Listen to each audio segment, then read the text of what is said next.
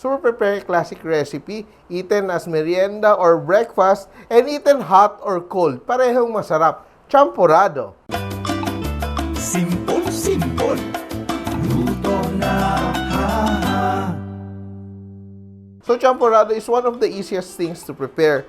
So, eto lang siya. I have rice. Pinaghalo ko yung regular rice and malagkit. 1/4 na malagkit and 1/4 na regular rice.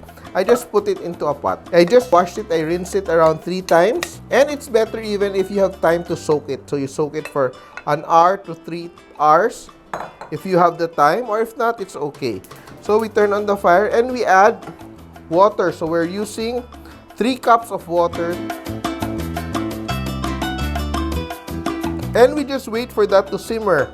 And as soon as your rice boils, you stir. No? So, what you have to do, every few minutes, you have to stir the pot para maging creamy siya at hindi magdikit-dikit din yung ating rice. Yan. And we're checking our porridge, our champorado midway. And nakikita natin, nagtithiken na yung ating soup and the rice is beginning to puff up. So, before our rice is fully cooked, we already add our tablea so that when you bite into every grain of rice, very chocolatey na siya. Hindi siyang when you bite into it, medyo puti pa siya sa loob. And I'm using here, I really love this one.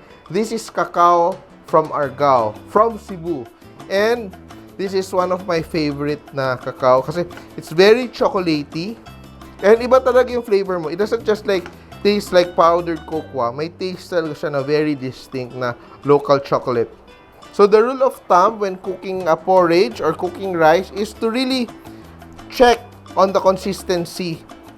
So in this case, it seems to be too thick. I will add a bit of water. So you have to adjust. Kaya when you're cooking, you have to use your intuition. You have to make your judgment call. Hindi pwedeng you just follow a recipe and everything will be okay. Kasi yung grains ng rice natin, nag-iba-iba yung character niya depending on how long ago it was harvested, the way it was dried, and also your personal preference of how thick or how rich you want your champorado to be.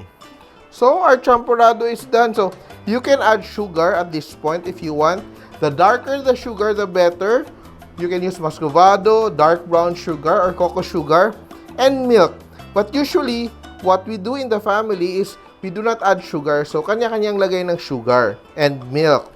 So, our champorado is done. Once you see the rice fully puffed up, that's already ready to serve. And this is the time that you add your sugar just in case you want it already sweetened. The darker the sugar, the better because it adds that caramel flavor. So, use cocoa sugar, you use muscovado, or you use dark brown sugar. And in the family, we never add sugar in our champorado because kanya-kanyang lagay because not everybody likes the same degree of sweetness. And sometimes we use evaporated milk when it's hot, but when it's cold, we love it with powdered milk. And we're ready to serve.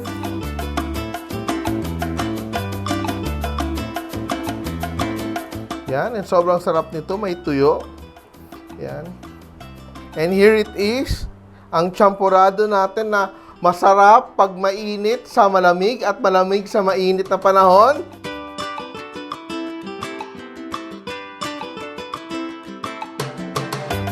Champorado Simpol!